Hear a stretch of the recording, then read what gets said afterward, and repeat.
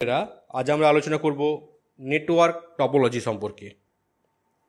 Computer নেটওয়ার্কে কম্পিউটারগুলি একে অপরের সাথে কিভাবে সংযুক্ত রয়েছে এবং তথ্য আদান প্রদান করছে তার জ্যামিতিক চিত্র বা গঠনকেই নেটওয়ার্ক টপোলজি বলা হয়।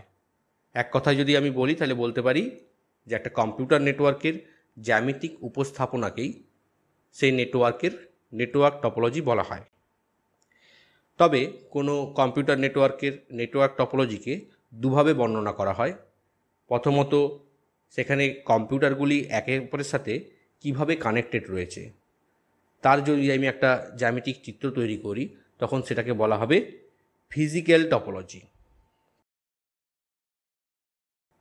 এবং আরেকটি হচ্ছে লজিক্যাল টপোলজি, অর্থাৎ কম্পিউটারগুলি একে অপরের সাথে কিভাবে তথ্য আদান প্রদান করছে তার জ্যামিতিক চিত্র বা তার জ্যামিতিক উপস্থাপনা।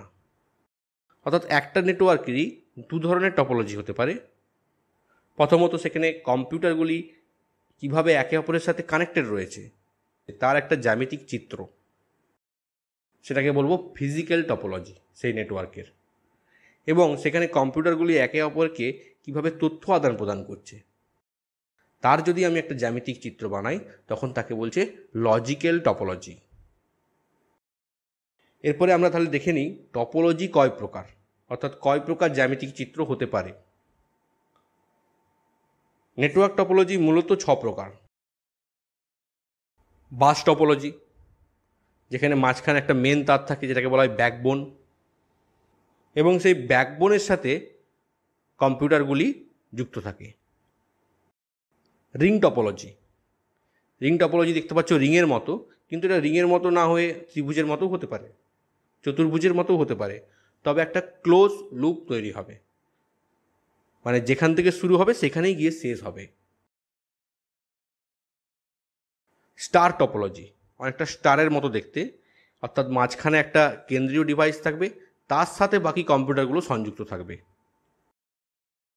মেশ টপোলজি, মেশ কথার অর্থ হচ্ছে জাল, এখানে প্রত্যেকটা কম্পিউটারের সঙ্গে যুক্ত থাকবে। ট্রি টপোলজি, ট্রি এর মতো দেখতে, যার অনেকগুলো শাখা প্রশাখা থাকবে। হাইব্রিড টপোলজি, অর্থাৎ একাধিক টপোলজির সমন্বয়ে যে টপোলজি তৈরি হচ্ছে তাকে বলছে হাইব্রিড টপোলজি। অর্থাৎ এমনও হতে পারে কোনো কম্পিউটার নেটওয়ার্কে একাধিক টপোলজি ব্যবহার হয়েছে, তখন সেই পুরো নেটওয়ার্কের টপোলজিটাকে আমরা বলবো হাইব্রিড টপোলজি। তাহলে আমরা দেখলাম টপোলজি 6 প্রকার। তবে নির্দিষ্ট কোনো নেটওয়ার্কে কী ধরনের টপোলজি ব্যবহার করা হচ্ছে তা দুইভাবে বর্ণনা করা হতে পারে। এক, সেখানে ফিজিক্যালি কোন টপোলজি ব্যবহার করা হচ্ছে এবং লজিক্যালি কোন টপোলজি ব্যবহার করা হচ্ছে। এমনও হতে পারে যে কোনো নির্দিষ্ট নেটওয়ার্কে ফিজিক্যালি স্টার টপোলজি ব্যবহার করা হচ্ছে কিন্তু লজিক্যালি সেখানে বাস টপোলজি ব্যবহার করা হচ্ছে। আবার এমনও হতে পারে যে ফিজিক্যালি এবং লজিক্যালি দুটোই স্টার টপোলজি ব্যবহার করা হচ্ছে। বড় নেটওয়ার্কের ক্ষেত্রে আমরা দেখতে পাই সেখানে ট্রি টপোলজি এবং হাইব্রিড টপোলজি ব্যবহার হয়, এবং ছোট নেটওয়ার্কের ক্ষেত্রে আমরা দেখতে পাই bus topology, ring topology, star topology এবং মেশ টপোলজি ব্যবহার হয়।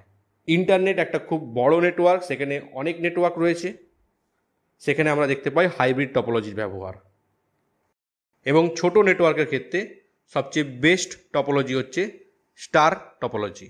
এই স্টার টপোলজি ছোট নেটওয়ার্কের ক্ষেত্রে বেশি ব্যবহৃত হয়। ধন্যবাদ। এ বিষয়ে কোনো প্রশ্ন থাকলে আমাকে অবশ্যই কমেন্টসে জিজ্ঞাসা করবে। পরবর্তী সময়ে আমি প্রত্যেকটি টপোলজি সম্পর্কে আলাদা আলাদা ভিডিও দেব। সবাই খুব ভালো থেকো।